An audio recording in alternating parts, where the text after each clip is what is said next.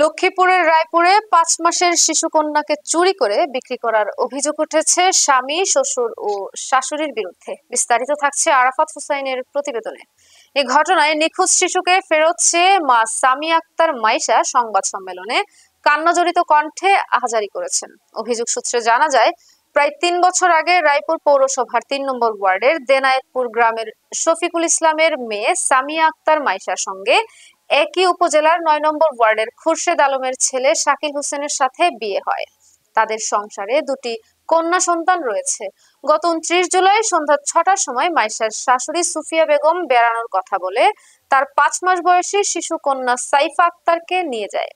পরে তাকে রাখালিয়া নামক অজ্ঞাত স্থানে এক নিঃসন্তান দম্পতির কাছে বিক্রি করে দেওয়া হয় বলে অভিযোগ করেন মাইশা।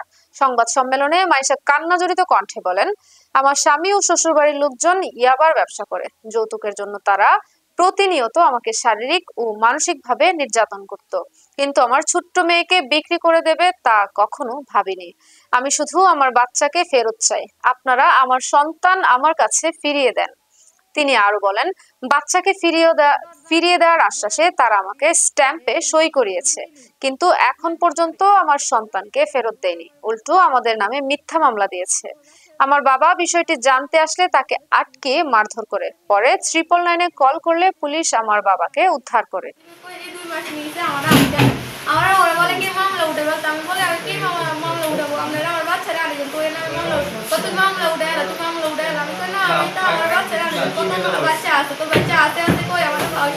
আমার বাচ্চাটারে এখনো দেয় না, ওরা আমার এই 5 বছর শিশু আমার বাচ্চাটারে ওরা